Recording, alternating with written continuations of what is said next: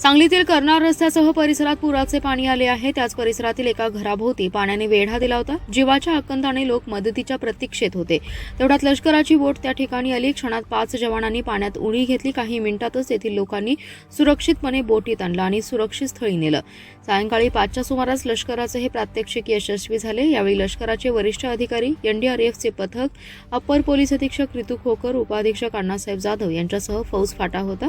लष्कराच्या या मदत कार्याचा थरार तमाम सांगलीकरांनी पाहिला आणि संभाव्य पूरस्थितीबाबत लष्कर सांगलीकरांच्या सोबत असल्याची भावना या निमित्ताने समोर आली आहे। कृष्णा नदीच्या पातळीत गेल्या 2 दिवसात सातत्याने वाढ होते। कृष्णाची पाणी पातळी आज 40 फुटांवर पोहोचली। इशारा पातळी ओलांडल्यानंतर सांगलीकरांना धडकी भरली आहे। पूर परिस्थितीच्या पार्श्वभूमीवर जिल्हा प्रशासनाकडून तातडीने उपाययोजना करण्यात आल्या आहेत। एनडीआरएफची पथकेही सांगलीत दाखल झाली आहेत। मात्र पाणी पातळी सातत्याने वाढत असल्याने लष्कराला काल पाचारण करण्यात आलं।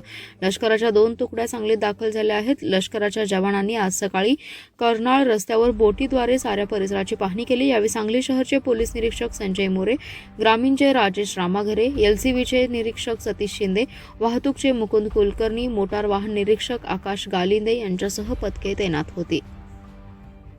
सांगली जिल्ह्यामध्ये जे करंटली परिस्थिती आहे, पुराची परिस्थिती ते कंट्रोलमध्ये आहे। जिल्हा प्रशासनाची पूर्ण तयारी आहे। आमच्याकडे एनडीआरएफची जे टीम आहे ते मागचे 40 दिवसापासून आमच्याकडेच आहे आणि सध्या आर्मीची जी एक टीम आहे ते पण आमच्याकडे पोहोचलेली आहे। सध्या आम्ही आर्मीची टीम, एनडीआरएफची टीम आणि लोकल पोलीस यांनी एक मॉक ड्रिल पण घेतलेली आहे। उद्या पण आमच्याकडे ग्रामीण भागामध्ये मॉक ड्रिलचे आयोजन केलेलं आहे। तर जिल्हा प्रशासन पूर्ण तयारीमध्ये आहे आणि नागरिकाला पण आव्हान आहे की काही घाबरण्याची परिस्थिती नाही आहे। जर भविष्यामध्ये काही पण परिस्थिती उद्भवली तर जिल्हा प्रशासन एकदम तयार आहे। धन्यवाद।